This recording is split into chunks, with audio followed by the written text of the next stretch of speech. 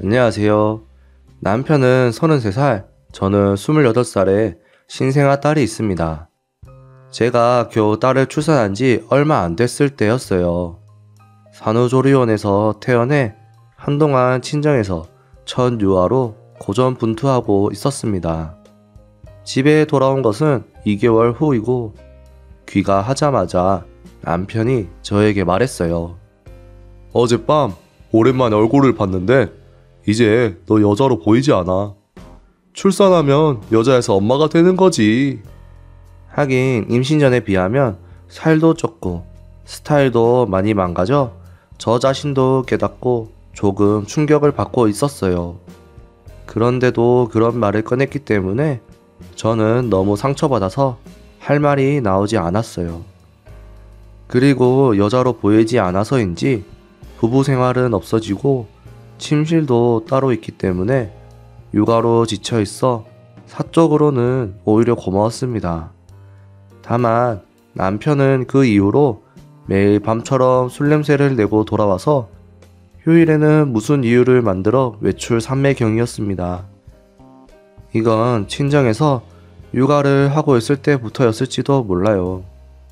그러던 어느 때 빨래에 섞여서 술집 명함이 나왔어요. 역시 매일은 가지 않는 것 같아서 일주일에 한두 번 다니는 것 같았어요. 남편은 누구나 다 아는 대기업에 대리의 직함을 가지고 있었기 때문에 수입에는 어려움이 없었습니다. 그래서 너무 가정을 놓지 말았으면 하고 입을 다물었습니다. 하지만 6개월 후쯤 바람을 피우고 있다는 것을 알게 되었습니다. 그건 정말 우연이고 기저귀나 우유 같은 걸 사기 위해 마트에 갔을 때의 일이었어요. 세울 수 있는 주차장을 찾아 운전하다 보니 공교롭게도 남편이 운전하는 차를 보았습니다. 잘못 본 것을 의심했지만 황급히 쫓아갔더니 번호판이 남편 차와 똑같았습니다. 그날은 평일이고 일을 하고 있어야 하는데 왜 여기 남편이 있는지 몰랐어요. 일 때문에 왔다면 회사 차를 사용할 텐데 말이죠. 뭔가 이상해서 조금 거리를 두고 저는 계속 쫓아가 봤어요. 뒷유리에서 조수석에 누가 타고 있는 건 보였지만 누군진 잘 안 보였습니다. 신호등에 멈췄을 때 조수석에 앉아있는 사람이 남편의 어깨를 만지며 중앙에 얼굴을 내밀면서 그 인물을 알 수 있었습니다. 그건 여자였어요. 보기에도 어려 보였어요. 생머리가 인상적이었어요. 그리고 차는 한참을 달리고 호텔로 들어갔습니다. 덧붙여서 그 자초지종은 블랙박스로 녹화되어 있었습니다. 저는 충격과 동시에 역시 하는 낙담한 마음이 생겼습니다. 저는 호텔을 지나쳐서 그 앞에 있는 편의점에서 잠깐 동안 멍하니 있었어요. 그렇지 않아도 가사, 육아로 바쁘고 남편은 일절 도와주는 일 없이 혼자 자유롭게 사는 사람이었습니다. 여자로 안 보인다는 말을 듣고 나서 언젠가는 이렇게 되지 않을까 하고 어느 정도 생각하고 있었어요. 하지만 역시 실제로 그렇게 되어버리면 감정과 머리는 다른 감정을 가졌고 납득할 수 없었습니다. 이대로 이 사람을 아버지로서 곁에 두는 것은 교육상 좋지 않은 것이 아닌가 라고 최종적으로 생각했기 때문에 저는 이혼을 하기로 결심했어요. 눈앞에서 바람피는 걸 본 이상 너무 힘들었습니다. 저는 그 당시에 그냥 이혼하는 것만으로는 남편에게 복수하는 것 같지 않아 온갖 보복을 생각했어요. 우선은 저 자신을 가꾸기로 했습니다. 지금까지는 가사, 육아에 쫓겨 옷을 입은 채 화장도 하지 않고 그저 거칠어지기만 하는 자신이었습니다. 그것은 다소 스케줄이 틀어지더라도 여유롭게 가사 육아를 완벽하게 하고 동시에 예전 모습을 되찾기 위해 운동이나 다이어트 등을 하고 옷차림도 가다듬고 화장도 어느 정도는 제대로 하기로 했어요. 할 일은 많아서 꽤 힘들었지만 1년에 걸쳐 조금씩 체중은 임신 전 무렵으로 돌아갔고 체형은 임신 전보다 많이 좋아졌어요. 갈아입을 옷과 화장 덕분에 탄력도 생기고 어린 딸과의 산책이 더 즐거워졌습니다. 하지만 변화가 들켜버리면 이혼 때 남편의 충격이 약할 것 같아 굳이 남편이 귀가할 때쯤이면 사이즈가 큰 스웨트를 입고 몸매를 속이고 있었어요. 남편은 귀가하여 잠만 자는 상태였기 때문에 눈치챌 일이 전혀 없었어요. 바보구나 라고 생각하면서 저는 바람 피우는 줄 모르는 척 지내고 있었습니다. 그리고 바람에 대해서 명확한 증거를 수집도 하기로 했습니다.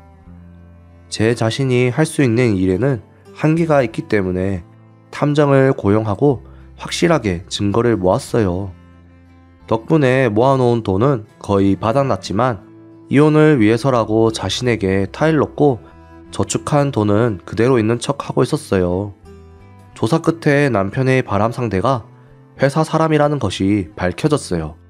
뭐 흔한 사내 불륜인 거죠. 상대는 26살이더라고요. 나이도 어린 게 유부남을 만나고 싶었을까요? 변호사와 상담하기에는 아직 타이밍으로서 나쁘다고 생각했습니다. 그렇게 생각하고 저는 아슬아슬하게 상담하지 않았습니다. 그 사이에 프리랜서로 일러스트를 그리며 조금씩 벌이를 늘려갔습니다. 처음에는 정말 참새의 눈물 정도 그 정도 벌이였습니다. 이혼하기 전까지는 딸과 둘이 생활할 수 있는 돈을 벌 거야 라고 목표를 가지고 오로지 노력했습니다. 그렇게 열심히 한 보람도 있고 이혼할 무렵에는 실수령으로 평균 300만원 가까이 벌 수 있게 되었습니다. 그동안 남편은 여전히 밖으로 걷돌았고 딸에게도 전혀 관심을 기울이지 않았어요. 그래서 저도 일부러 딸의 성장을 전하지는 않았습니다. 이혼 준비를 준비하고 있을 때 드물게 남편이 집에서 편히 쉬던 날이 있었어요. 요즘에는 빨리 안 나가네? 아, 귀찮아. 라는 생각을 했어요. 남편은 소파에서 잡지를 보다가 가끔 혼잣말로 오, 얘 너무 귀여워 라고 말했습니다. 남편이 보는 잡지를 들여다보면 그것은 여성용 패션 잡지였습니다. 왜 그런 것을 일부러 사서 읽고 있는 건지 이해가 안 됩니다. 갑자기 남편이 희죽 웃으면서 잡지를 보여주면서 말했어요. 너도 이만큼 말랐고 귀엽다면 여자로 보일 텐데 말이야. 아, 얘가 내 마누라였으면 정말 행복할 텐데. 라고 신경을 건드려 왔습니다. 상당히 짜증이 나서 저도 모르게 말랐다는 것을 폭로할 뻔했지만 어떻게든 견뎌냈어요. 남편의 말을 간간히 무시하고 있으면 조금은 관심 좀 가져봐. 반응도 없고 재미도 없네. 하면서 잡지를 보란듯이 테이블 위에 올려두고 나갔습니다. 저한테 일부러 그런 싫은 소리를 하기 위해 나가지 않고 있었구나 하고 생각하니 머리 끝까지 부글부글 끓는 기분이었지만 딸과 놀면서 힐링했습니다. 그러다 딸이 3살이 되어 유치원에 다니게 되었습니다. 제가 일할 시간 확보와 딸에게도 슬슬 친구들이 필요할 거야 라고 생각했기 때문입니다. 이것에 대해서 남편과 일단 상의를 해봤어요. 알아서 해 하고 아무래도 좋다는 듯이 말했습니다. 그 당시에 바람을 눈치챈 지 2년 반의 시간이 지났을 무렵입니다. 위자료 청구 등을 조사한 결과 눈치채고 나서 3년이 시효라고 했으므로 딱 알맞은 때입니다. 아직도 그 여자와 바람은 계속되고 있는 것 같았기 때문에 나름의 위자료가 될 거라고 설렜습니다. 친정에는 유치원이 정해진 후에 이혼할 예정이라고 전했습니다. 하지만 지난 2년 반 동안 남편에 대한 이야기는 전하고 있었기 때문에 특별히 놀랄 것도 없이 오히려 겨우 이혼으로 되겠어? 라고 했습니다. 시댁은 친정과는 반대 방향으로 차로 30분 거리에 있었으며 그쪽에도 얘기를 해야 했었는데요. 그건 당일에 하기로 했어요. 혹여 남편에게 먼저 연락이 가는 것을 막기 위해서였습니다. 이혼 후 남편 명의의 집이라서 나가야 했습니다. 유치원 입학 전까지 주거를 정하고 조금씩 짐을 운반해 두지 않으면 안 되었기에 정말 정신없는 나날들을 보냈습니다. 친정에 얹혀 살 생각도 했었지만 이혼해도 둘이서 생활할 수 있다는 것을 증명하고 싶었기에 집과 유치원 사이 정도에서 집을 구했어요. 동시에 변호사에게 상담하고 위자료와 양육비에 대해 명확히 했습니다. 이제 이혼 준비는 완벽했습니다. 입학식이 있다는 것을 보름 전부터 전했는데 남편은 거부했어요. 일이 있다고 하며 들은 척도 하지 않았습니다. 저도 이혼할 거기 때문에 특별히 왔으면 하는 생각은 들지 않았어요. 그리고 당일날 남편에게 오늘 입학식이라고 다시 말했지만 당연하다는 듯이 그냥 일하러 나갔습니다. 저와 딸만 입학식에 참석했어요. 입학식이 끝나고 그 길로 친정에 가서 점심은 딸이 좋아하는 음식을 만들어 먹었습니다. 저녁이 다 돼서 시댁에 전화를 걸어 이야기할 게 있어서 들린다고 했습니다. 시댁에 도착하자 놀라신 듯 했습니다. 저는 갑작스런 일이라 가볍게 사과하고 얘기를 꺼냈습니다. 갑작스럽게 대단히 죄송합니다만 이혼하려고 합니다. 엉뚱한 발언에 시부모님은 놀라시며 이유를 물었습니다. 저는 지금까지 수집한 많은 양의 증거를 내놓았고 출산 전후부터 바람 피웠다는 것을 전했습니다. 그리고 그 안에는 가정을 방치한 사실과 지금까지 말하지 않은 기록도 있었습니다. 남편에게는 아직 말하지 말아달라고 부탁했어요. 지금까지 아무 말 없이 딸을 만나게 했기 때문에 설마 이런 일이 있을 줄이야 조금도 생각하지 못했을 겁니다. 말 그대로 모두 할 말을 잃고 한동안 말없이 묵묵히 증거들을 바라보고 있었어요. 그리고 모든 증거를 다 보시고 시아버지가 겨우 입을 열었습니다. 아들이 이런 짓을 한 거 전부 우리가 잘못 키운 탓이다. 정말 미안하다. 그렇게 말하며 고개를 깊이 숙이시고 시어머님도 고개를 숙였어요. 근데 왜 말을 안 했어? 빨리 알고 있으면 어떻게든 할 수 있었을 텐데. 시아버지의 말은 지당했지만 저는 바람을 안 순간부터 이혼을 결심했다고 전했습니다. 그리고 남편의 언행에 복수할 생각 하나로 여기까지 왔다고 말했습니다. 하지만 시부모님께서는 저에게 잘 해주셨기 때문에 폐를 끼치고 싶지 않아서 잠자코 있었던 것을 솔직히 말했어요. 이 지경까지 오게 돼서 미안하다. 며느라, 나는 너의 의견을 존중한단다. 한 가지 부탁을 해도 될까? 제가 고개를 끄덕이자 나랑 마누라는 손녀를 너무 귀여워해. 이혼 후에도 괜찮다면 계속 만나고 싶다. 그 녀석이 한 짓은 용서받을 일이 아니야. 우리는 그런 아들 필요 없어. 시아버지 말씀은 너무 예상하지 못한 것이었고 놀라는 반면에 너무 기뻤습니다. 저는 웃는 얼굴로 끄덕였습니다. 저는 대화를 나눈 뒤 집으로 돌아왔습니다. 당연히 남편은 집에 없었어요. 저는 어쩔 수 없이 전화를 걸었지만 몇 번을 걸어도 전화를 받지 않고 어떻게 된 일인가 생각하고 있었는데 남편으로부터 전화가 왔습니다. 지금 어디 있어? 오늘 아침에 일찍 들어오라고 했잖아. 일하고 있어서 아직 못 가. 젊은 여자랑 노는 게 일이야? 즐거운 일을 하고 있네? 제가 그렇게 말하자 놀랐는지 아무 말도 하지 않았어요. 저는 빨리 돌아오라고 말하고 전화를 끊었습니다. 그리고 1시간 뒤에 귀찮은 듯이 집에 들어왔습니다. 늦었네? 제가 팔짱을 끼고 말하니 남편은 놀란 표정을 지었어요. 제대로 얼굴을 맞대고 이야기하는 것은 꽤 오랜만이고 또한 몸의 라인을 알 수 있는 딱 달라붙는 옷을 입고 있었기 때문에 체형이 돌아왔다는 걸 지금 처음 알았을 테니까요. 와, 살이 많이 빠졌잖아. 날 위해 열심히 했구나. 이제는 여자로 볼 수 있겠네. 뭐라고 짓거리는지 정말 재수 없었습니다. 이렇게 빨리 집에 오라고 한 이유가 뭐야? 몸매 자랑하려고? 그러면서 소파에 앉았어요. 저는 테이블에 이혼 신고서를 올렸습니다. 그걸 보고 남편은 이게 뭐야? 장난이지? 웃으면서 물었습니다. 도장 찍어요. 이제 당신은 필요 없으니까. 뭐? 나랑 이혼하면 생활할 수 있을 거라고 생각해? 그렇게 콧웃음을 치는데 저는 화가 나 프리랜서로 돈 받은 명세서를 보여줬습니다. 당신이 없어도 이 정도는 벌어.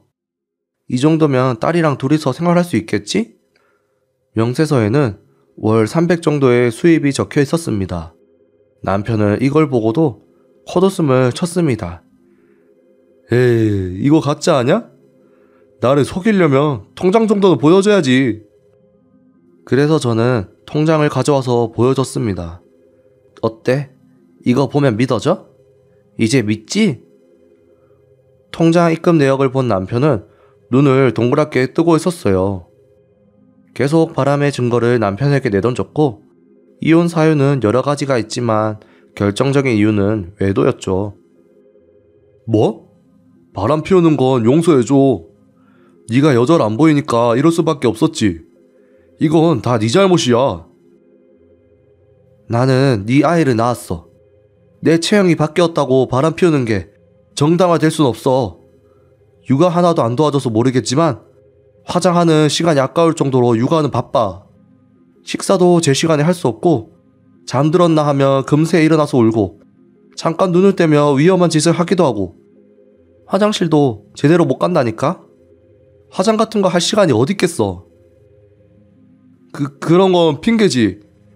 회사에서 아이를 키우면서 화장도 하고 자기 관리하는 여자들 있단 말이야. 그건 남편이 도와주니까 가능한 거지. 서로 언성이 높아졌고 저도 그동안 쌓인 불만을 모두 토해냈습니다. 애당초 바람 피워놓고 이혼당하지 않을 거라고 생각했어? 너 그렇게 잘났어?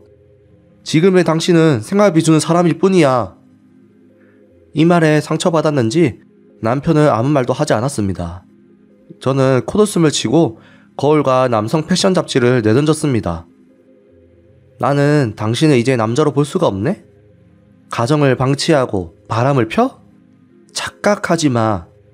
배 나오고 호레비 냄새 나는 아저씨 같은 건 나도 필요 없어. 하고 싶은 말을 다 했기 때문에 변호사 명함을 올려두고 나왔습니다. 그렇게 말하고 저는 남편과 결혼 생활에 종지부를 찍었습니다. 남편은 부모님한테도 쫓겨나고 회사에도 바람핀 소문이 나서 대리 자리에서 자천됐다고 합니다. 얼마 안 가 손가락질 당하는 것을 못 견디고 퇴사했다고 하더라고요. 남편과 만나던 그 여자는 남편이 모아놓은 돈은 없고 빈털터리가 됐다는 걸 알고 나서 남편이랑 헤어지고 회사도 퇴사했다고 합니다. 가끔씩 전 남편으로 의심되는 전화가 오지만 모두 차단하고 딸과 둘이서 행복하게 살고 있습니다. 여러분은 사랑하는 사람과 행복하셨으면 좋겠습니다. 제 사연 들어주셔서 감사합니다. 안녕하세요. 저는 서울에서 핸드폰 대리점을 운영하고 있는 30대 남자입니다. 최근에 충격적인 일을 겪게 되어 사연을 신청하게 되었습니다. 먼저 저와 제 아내는 핸드폰 가게에서 직원으로 일하던 시절 직장 동료로 만났습니다. 저희는 사랑하는 사이로 발전하여 6개월 연애 후 임신 사실을 알게 되어 결혼식까지 일사천리로 진행하였습니다. 제 아내는 배달 음식은 몸에 안 좋다며 매일 장 봐서 요리해주고 초등학교 다니는 첫째, 유치원 다니는 둘째, 셋째 어린이집까지 지각 한 번 없이 등원시키고 제 점심 도시락까지 싸주는 정말 완벽한 아내입니다. 아내의 비밀을 알기 전까지 말이죠. 일주일 전 제 가게로 한 여자가 찾아왔습니다. 어서오세요. 김주환씨 맞으시죠? 네, 맞는데 무슨 일이시죠? 와이프 관리 똑바로 하세요. 네? 다쪼고짜 그게 무슨 말이에요? 아유 쯧쯧 정말 아무것도 모르나 보네. 아유, 불쌍해. 그거 알아요? 믿는 도끼에 발등 찍힌다고. 지금 이 순간에도 그쪽 와이프 당신 속이고 바람 피우는 거 정말 모르겠어요? 네? 제 아내가 어쩌고 저쩌요? 사람 잘못 봤습니다. 다른 사람이랑 헷갈리신 것 같은데 이만 나가주세요. 매일 밥하고 애들 챙기느라 바쁜 와이프는 시간이 없어서 바람 같은 거 못 피울 것 같아요? 그럴 시간이 전혀 없을 것 같으니까? 이상한 소리 그만하시고 나가주세요. 김주환 씨, 당신 와이프에 대해 알고 싶으면 여기로 전화해요. 그럼 기다릴게요. 저는 별의별 손님들 다 만나봤었지만 와이프 얘기를 하는 손님은 처음이었습니다. 전화번호가 적힌 종이를 얼떨결에 받았지만 그냥 책상 구석에 던져두고 기분이 안 좋아 1시간 거리지만 집에서 아내와 점심을 먹을까 하고 가게를 나왔습니다. 아파트 지상 주차장에 주차하고 내리려니 반대편 끝에 와이프 차가 있더라고요. 차에서 와이프가 내리는데 손에는 장바구니와 차량용 드라이기가 들려 있었어요. 아내는 트렁크를 열고 박스에 있던 식재료를 장바구니로 옮겨 담고 박스를 서둘러 분리수거장에 버리더라고요. 저는 그 모습이 너무 수상했습니다. 아내가 집으로 올라간 뒤 아내가 버린 박스로 가보니까 인터넷으로 식재료를 구매한 영수증이 들어있더라고요.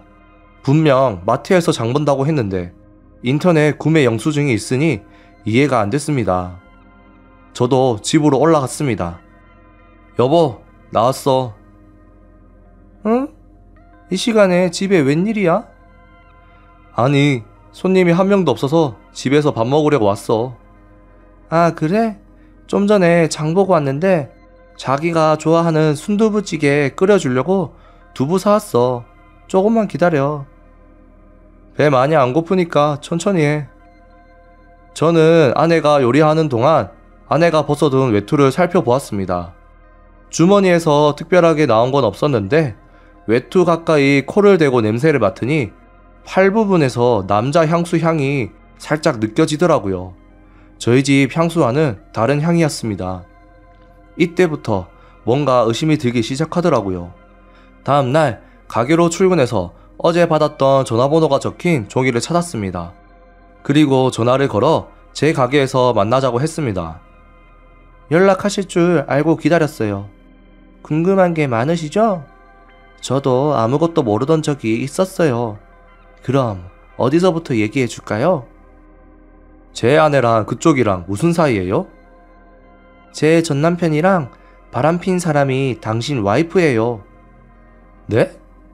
제 아내가 그쪽 전남편이랑 바람을 폈다고요? 못 믿으시겠으면 이거 보세요. 이거 제 전남편이랑 와이프분이랑 같이 들어갔다가 같이 나오는 거 CCTV 저장해둔 거예요.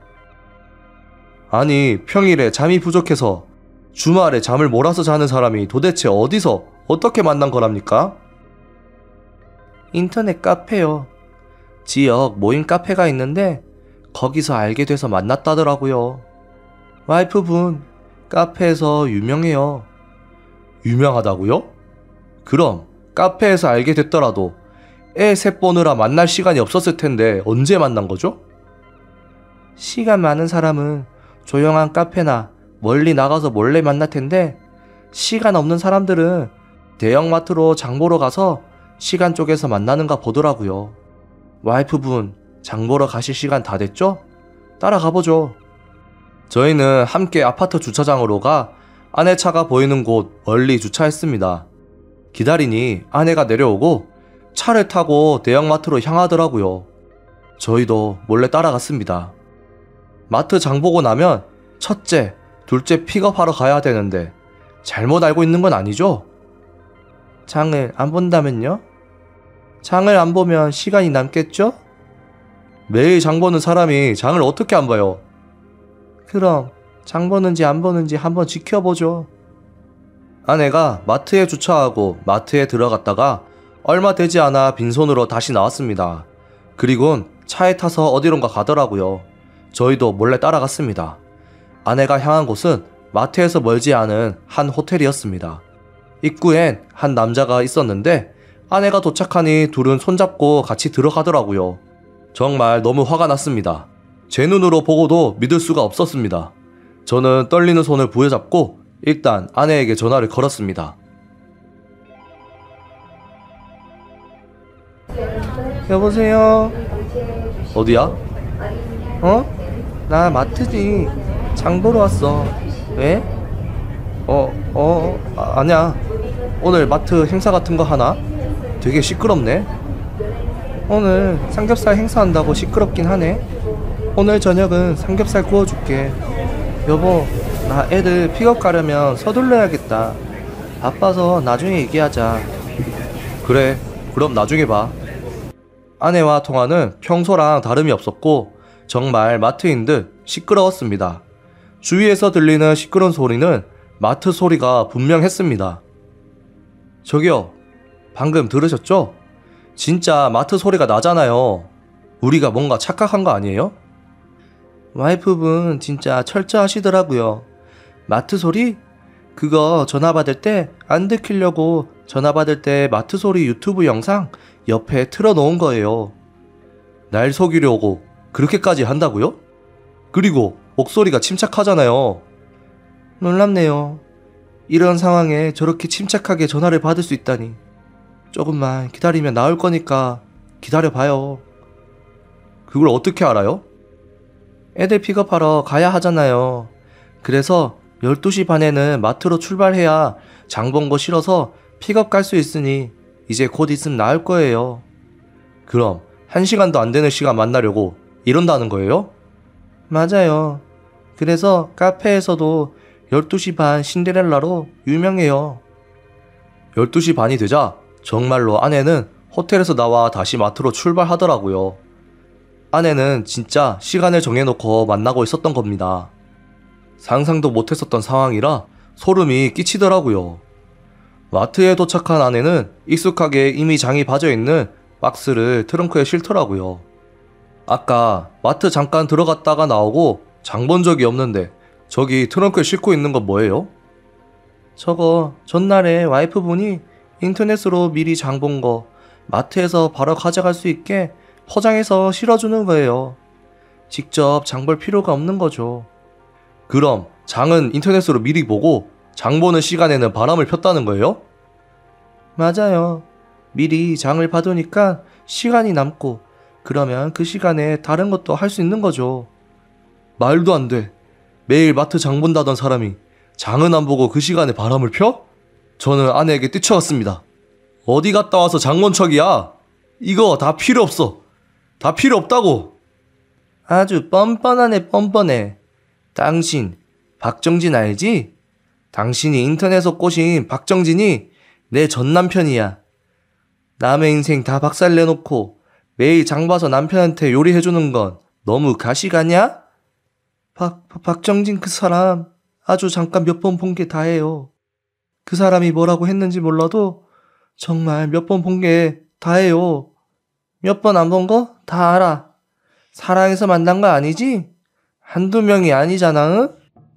1년 넘게 마트 간다고 나와서 부지런히 다니는 거 하나는 정말 대단하다 대단해. 1년이 넘었다고? 이 짓을 한 게 1년이 넘었다는 거 아니지? 미치지 않고서 어떻게 이럴 수가 있어? 미안해 여보.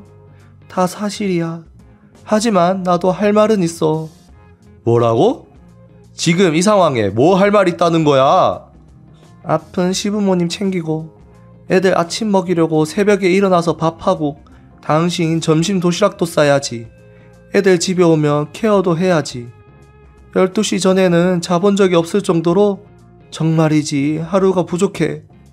우리 가족을 위해 희생한 건데 나는 집에서 가정부가 돼가는 것 같고 정말 나를 위한 것, 나를 위한 여유는 하나도 없더라고. 나를 위한 것은 사치가 되어버린 거지. 그러다가 여유가 생겼는데 여유를 즐기지도 못하더라고. 시간이 생겨도 어떻게 보내야 하는지 까먹은 거야. 그래서 그냥 인터넷 하다가 어쩌다 보니 카페에 들어가게 됐고 나 같은 사람들이 많더라고. 그래서 비슷한 처지 사람끼리 12시 반까지만 여유를 보내자고 생각하다 보니 지금까지 오게 된 거야. 정말 이게 다야. 아무리 힘들어도 그렇지 모두를 속인 게 용서가 될 것 같아? 반대로 내가 그랬으면 당신은 용서할 수 있어? 나는 열심히 산 죄밖에 없다고. 나한테 편하게 쉴 수 있는 시간을 준 적 있어? 나는 당신, 시부모님, 우리 애들한테 희생만 했지. 나에게 돌아온 게 뭐가 있어. 이번 일은 정말 2번 다시는 없을 거야. 나 정말 약속할게. 나도 이런 생활 안 하려고 생각하고 있었어. 여보, 이번 한 번만 용서해줘. 부탁이야. 미안한데 여보, 나 애들 데리러 갈 시간 다 됐어. 집에 가서 간식 만들고 바로 애들 데리러 가야 해. 그리고 첫째 학교에서 내준 숙제 아직도 다 못했어. 아버님은 내가 만든 곰탕도 먹고 싶다고 하셔서 곰탕도 끓여야 해. 정말이지, 할 일이 태산이라고. 나 없으면 당신은 괜찮아? 시부모님은 누가 챙길 거야? 애들은 어떻게 하게? 나 없이 잘 살 수 있어? 모든 게 완벽한 아내인 줄 알았지만 정말 꿈에도 모르게 잘못된 만남을 해왔던 아내를 어떻게 해야 할지 모르겠습니다. 저는 이제 어떻게 하면 좋을까요? 정말 미치겠습니다. 안녕하세요. 평범했던 제 인생에 먹구름이 드리웠던 기구했던 사연을 여러분께 들려드릴까 합니다. 때는 제가 28살 무렵, 제 약혼녀는 저보다 2살 많은 30살에 같은 회사에서 일했습니다. 제가 일하던 회사는 광고 관련 벤처 기업이었는데 약혼녀는 제가 신입 때 저를 많이 챙겨주던 상사였어요. 첫눈 오는 날 퇴근길에 제가 고백해서 사귀게 되었답니다. 둘 다 자전거 타는 걸 무척 좋아했고 관심사가 비슷해서 연애는 매우 순조로웠어요. 교제한 지 1년째 되는 날 좀 비싼 레스토랑에 식사하러 갔습니다. 이렇게 비싼 거 괜찮아? 괜찮아. 이번 달에 보너스도 들어오고 주식도 잘 되고 있어. 그렇게 들어간 식당은 식사와 와인의 조합이 절묘하기로 소문난 곳이었어요. 저는 그다지 술이 세지 않아 천천히 마시고 있었는데 약혼녀는 요리를 즐기면서 상당히 빠른 속도로 술을 마셨어요. 식사가 끝날 무렵에는 둘 다 취기가 올라 택시를 타고 약혼녀 집으로 갔습니다. 약혼녀와 행복한 미래를 이야기하며 같이 잠들었습니다. 그러나 이것이 약혼녀가 저를 속이고 있다는 게 들키는 계기가 됩니다. 몇 주 후 약혼녀는 자주 아파서 회사를 쉬게 되었습니다. 계속 걱정시켜서 미안해. 헛구역질이 계속 나. 제 등에는 식은땀이 흘렀습니다. 둘이서 인터넷으로 여러 가지 정보를 찾아봤지만 약혼녀의 증상은 임신했을 때 증상과 비슷하다는 생각에 산부인과를 방문해 보니 예상대로 임신이었습니다. 임신 시기도 교제 1주년 때 레스토랑에 간 그날과 거의 일치했습니다. 술을 많이 마셔 실수했다는 생각에 머리가 아파왔습니다. 하지만 남자로서 제대로 책임져야 한다고 생각을 했습니다. 며칠 뒤 저는 약혼녀에게 청혼을 했고 약혼을 했습니다. 약혼녀는 출산을 준비하기 위해 퇴사하는 쪽으로 이야기가 진행됐습니다. 약혼 반지 산다고 보너스 받은 걸 다 썼는데 그녀가 너무 기뻐해서 다행이라고 생각했습니다. 약혼녀의 퇴사와 동시에 우리는 작은 빌라에서 함께 살기로 했습니다. 대출을 받아야 해서 이사하는 김에 혼인신고까지 먼저 하였고 양가 부모님께 인사를 드리게 되었습니다. 저희 집은 아버지가 사고로 일찍 돌아가셔서 어머니뿐입니다. 약혼녀를 데려가자 저희 어머니는 눈물을 흘리며 기뻐하셨습니다. 아이고, 이쁘다. 임신을 했다고? 뭐든 잘 챙겨 먹고 항상 조심해야 한다. 어머니와 약혼녀, 저까지 눈물을 훔쳤습니다. 그리고 약혼녀의 부모님께 인사드리러 가기 앞둔 어느 날 사건은 일어났습니다. 주말에 약혼녀 친정을 방문하기로 되어 있었는데 화요일쯤에 저는 회사로부터 3박 4일 출장을 명령받았습니다. 임신한 약혼녀를 혼자 집에 두고 가는 것이 마음이 아팠지만 난 괜찮으니까 걱정하지 말고 조심히 다녀와. 그렇게 약혼녀를 둔 채 출장을 떠났습니다. 출장에서의 일은 매우 힘들었습니다. 하지만 같이 갔던 상사와 손발이 잘 맞아 3일을 해야 할 일을 무려 이틀 만에 끝냈습니다. 상사는 본사에 일이 생각보다 일찍 끝났다고 보고하였고 저는 예정보다 하루 일찍 돌아갈 수 있었습니다. 약혼녀는 어젯밤에 저와 주고받은 통화로 제가 빨리 돌아갈 수 있으리라고는 꿈에도 생각하지 못했을 겁니다. 저는 그녀를 놀래켜주고 싶어서 하루 일찍 돌아간다는 것을 말하지 않은 채 집으로 향했습니다. 약혼녀를 기쁘게 하려고 케이크도 사서 집으로 갔습니다.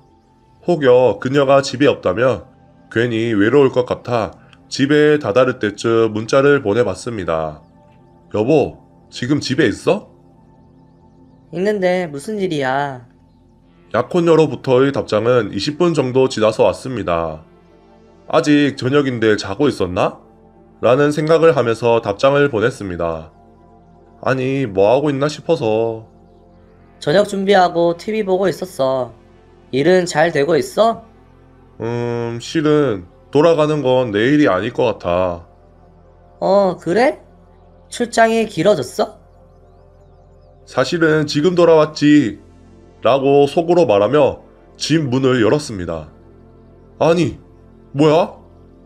현관에 들어선 저는 이상함을 느꼈습니다. 낯선 신발 한 켤레가 놓여 있는 것입니다. 그것도 남자 신발 사이즈였습니다. 그러자 안방 쪽에서 사람들의 말소리 같은 것이나 덜컹덜컹 발소리가 들렸습니다. 예사롭지 않은 분위기를 느낀 저는 서둘러 안으로 들어갔습니다. 거실에 불은 꺼져 있었고 약혼녀의 모습은 보이지 않았습니다. 안방에서 발자국 소리와 사람 소리가 들려 들어가 봤습니다. 야! 거기엔 약혼녀와 처음 본 남자가 함께 있었습니다. 저는 손에 들고 있던 가방과 케이크 상자를 떨어뜨리고 멍 때렸습니다. 오해야. 내 얘기 좀 들어봐. 오해? 지금 이게 뭐야? 제가 그 남자에게 달려들렸는데 약혼녀가 제 앞으로 뛰어나와 저를 막았습니다. 아니, 빨리 돌아온다고 왜 말 안 했어? 말을 해줬어야지. 되려 큰 소리치는 약혼녀에 저는 놀랐습니다. 그 틈에 대충 옷을 챙겨 입은 녀석은 창문을 열고 베란다로 뛰어가더니 베란다 밖으로 뛰어내렸습니다. 여기 2층인데 말이죠.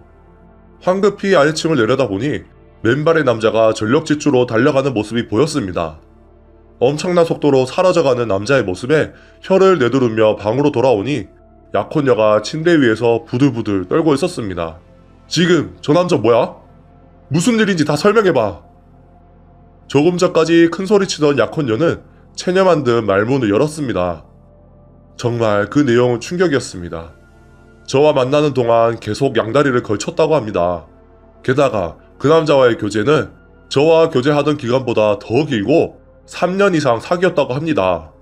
저랑 사귀기 시작했을 때 한 번쯤은 그 남자와의 관계를 끝낼 생각도 했었다는데 결심이 굳어지지 않아 지금까지 쭈뼛쭈뼛 관계가 이어져 왔다는 겁니다. 임신 사실을 알게 되어 제가 청혼하고 이 집으로 이사온 후에도 제가 일하는 시간에 만남을 계속하고 있었다는 것까지 모든 걸 약혼녀는 말했습니다. 너무 많은 내용에 저는 머리를 싸매고 말았습니다. 하지만 오늘이야말로 그 사람과 헤어지려고 만난 거야. 지금은 당신뿐이야. 날 믿어줘. 아니, 약혼한 뒤에도 계속 바람 피운 사람을 누가 믿어? 그리고 당신 임신 중이야. 제가 그렇게 대답하자 약혼녀는 소리내어 울기 시작했습니다. 지금까지 봐왔던 약혼녀와는 다른 사람 같은 모습에 무서워졌습니다. 약혼녀가 말하고 있는 것이 진실이라면 그녀의 뱃속의 아이가 진짜 제 아이인지도 의심스러웠습니다. 일단 결혼은 보려 할 거야. 먼저 아이의 친자 확인부터 해야겠어. 친자 확인? 왜? 나를 의심하는 거야? 당연하지. 만약 검사 결과 정말 내 아이가 맞다면 양육비는 주도록 할게. 양육비라니. 그럼 결혼은? 그러니까 그건 보류야. 정말 내 자식이 맞다면 한번 생각해보겠어. 그러자 갑자기 약혼녀는 화를 내기 시작했습니다. 싫어. 절대 싫어. 친자 확인을 하다니. 태어난 아기가 너무 불쌍해. 네가 이 아이의 아빠야. 믿어줘. 내가 그걸 어떻게 믿어? 일단 친자 확인이 먼저야. 머리가 아파서 난 가야겠어. 일단 여기서 나갈게. 나 없는 동안에 생각 좀 해볼래? 남자를 만나기에 늦은 시간이니 말이야. 그렇게 말하고 짐을 싸니 약혼녀는 소리를 치고 날뛰는데 뒤로 한 채 집을 나섰습니다. 다행히 우리 집은 1시간 정도 거리여서 저는 그 길로 어머니 집으로 갔습니다. 어머니에게는 자세한 설명을 하지 않은 채 그냥 지냈습니다. 그동안 약혼녀에게서는 쉴 새 없이 연락이 왔습니다. 돌아와 제발. 친자 확인 얘기 하지 말고 날 좀 믿어줘. 내 애 아빠는 너뿐이야. 나는 네 아이를 낳고 싶어. 친자 확인 검사를 받을 마음이 생기기 전까지 연락하지 않겠다고 답하고 연락을 전부 무시했습니다. 며칠 후 갑자기 약혼녀의 연락이 멈췄습니다. 혹시나 하는 마음에 저는 아무 연락도 하지 않고 빌라로 가봤습니다. 아니나 다를까 현관에는 지난번 것과는 별개로 남자 신발 한 켤레가 더 있었습니다. 안방으로 들어가니 약혼녀와 그때 그 남자가 있었습니다. 저는 그 남자와 약혼녀의 뺨을 때리며 깨었습니다. 또 보네? 여길 또 와? 눈을 뜬 남자는 얼굴이 창백해졌고 약혼녀는 훌쩍훌쩍 울기 시작했습니다. 믿어달라고 소리치더니 입에 침이 마르기도 전에 다시 만난 걸 보곤 이런 정신 나간 여자를 왜 진작에 못 알아봤을까? 정말 헛웃음이 나왔습니다. 친자 확인 안 할 거야? 머리가 어떻게 된 거 아냐? 부모님께 연락해서 같이 가고 싶어? 알겠어. 알겠다고. 친자 확인하기 전까지 결혼은 절대 안 돼. 빨리 확실히 하는 게 너희를 위한 거잖아. 어쨌든 결혼할 생각은 없었습니다. 원활하게 친자 확인 검사를 하기 위해 마음에도 없는 말을 한 거였죠. 결국 친자 확인 검사를 하게 되었습니다. 지금은 출산 전에도 검사를 할 수 있더라고요. 해외로 샘플을 보내서 한 거긴 하지만요. 결과가 나올 때까지 정말 숨이 막힐 정도로 숨막히는 기분으로 지내고 있었습니다.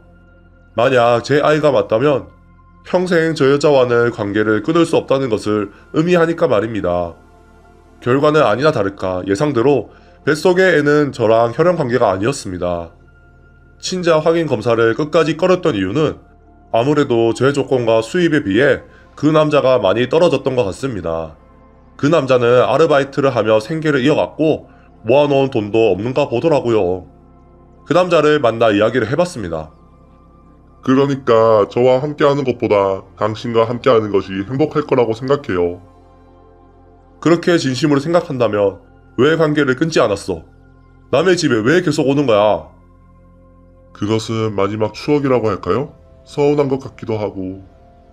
마지막? 마지막 같은 소리 하지 마. 앞으로도 평생 함께할 사이니까. 평생 함께라니요. 저는 그냥 가볍게 만난 건데. 장난하지 말고 남자잖아. 책임져.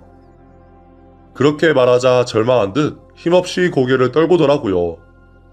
덧붙여서 친자 확인 검사를 받기로 결정한 날 약혼녀의 부모님께 모든 것을 다 말씀드리러 갔습니다. 그때 빌라에서 약혼녀 짐을 모두 빼 집으로 돌려보냈습니다. 죄송합니다. 약혼녀와의 결혼은 한번 보려 하겠습니다. 먼저 친자 확인 검사를 하고 만약 뱃속의 아이가 정말 제 아이가 맞다면 결혼을 하거나 양육비를 잘 내겠습니다. 그렇게 말하자 어머님은 고개를 푹 숙이고 있었습니다. 바보 같은 우리 딸이 저지른 일. 자식 잘못 키운 내 잘못이네. 이모님 정말 미안하네. 약혼녀의 목을 잡고 함께 고개를 숙이는 어머니를 보며 괜히 가슴이 먹먹했습니다. 딸 때문에 부끄럽기 짝이 없네. 앞으로 태어날 아이는 아무런 죄가 없지 않은가. 설사 이 아이가 우리 아이든 아니든 낳아서 잘 키울 수 있도록 하겠네. 그렇게 말하며 고개를 숙이는 어머니를 보며 어째서 이런 분에게서 약혼녀 같은 사람이 태어났을까 하고 의문이 들었습니다. 그 후 약혼녀는 무사히 건강한 남자아이를 출산했습니다. 당연히 출산에는 참여하지 않았지만 훗날 약혼녀는 아기를 데리고 집에 찾아왔습니다. 어때? 귀여운 아기지? 정말 무서웠습니다. 아무런 느낌도 없어. 솔직히 같이 있고 싶지 않아. 그냥 돌아가 주지 않을래? 그러니까 나랑 같이 키워줬으면 좋겠어. 이렇게 귀여운 아이인걸? 너와 함께라면 훌륭하게 키울 수 있어. 아니, 무슨 개떡 같은 소리를 하는 거야. 내가 남의 아이를 키울 리가 없잖아. 게다가 아이 아빠가 있잖아. 나한테 당신이 운명의 남자야. 그런 건 나랑 상관없으니까 돌아가 줄래? 그렇게 말하고 저는 전 약혼녀를 우리 집에서 쫓아냈습니다. 대화가 안 되는 게 무서워서 저는 이사를 했습니다. 약혼녀에게는 약혼 반지, 식장 예약금 등을 비롯해 약혼 파기에 들어간 비용을 모두 손해배상으로 청구했습니다. 참고로 약혼녀는 저와의 약혼이 파기된 후 만나던 그 남자에게 결혼을 강요했다고 들었습니다. 전 약혼녀의 어머니는 출산 자체는 기뻤었던 것 같습니다. 언젠가 저에게 연락을 해왔어요. 여러모로 폐를 많이 끼쳤네. 이 일은 다 잊어버리고 더 멋진 여자를 찾아서 행복하게 살게. 어찌됐든 손해배상을 청구한 저에게 저런 연락을 해주신 거 보면 정말 그릇이 큰 분이었습니다. 그러던 어느 날 거리에서 우연히 만났습니다. 퇴근길에 근처 쇼핑몰에 쇼핑을 하러 갔었는데 거기서 어린 남자아이의 손을 잡고 걷고 있던 어머님을 만났어요. 오랜만이야. 잘 지냈어? 네, 덕분에 잘 지내고 있어요. 정말 시간 참 빠르다. 얘가 그때 걔야. 듣고 보니 어딘지 모르게 전 약혼녀의 분위기가 느껴졌습니다. 아무래도 어머니가 키우시는 것 같았고 건강하고 착한 아이로 자라는 것처럼 보였습니다. 그때 들은 얘기지만 전 약혼녀는 그 후 마음을 고쳐먹고 재취업을 했다 하고 재혼도 생각하고 있다는데 돌싱에 아이까지 있어서 좀처럼 원했던 상대는 찾지 못한 것 같습니다. 게다가 계속 자신이 한 잘못을 뉘우치고 있으며 저에게 미련이 남아 연락할 방법을 찾아본다고 하더라고요. 너무 무서웠습니다. 그 일 있고 난 뒤에 아이 아빠가 자취를 감췄지 뭐야. 정말 무책임하지? 그래서 내가 수소문해서 찾았어. 찾았어요? 시간이 좀 걸리긴 했지만 결국 찾았지. 호적은 안 올렸지만 아버지로서 양육비도 제대로 주고 있어. 얼마 전에 거리에서 전 약혼녀의 어머님을 만나 나눈 얘기들이 생각나서 사연을 보내봤습니다. 제 이야기 들어주셔서 감사합니다.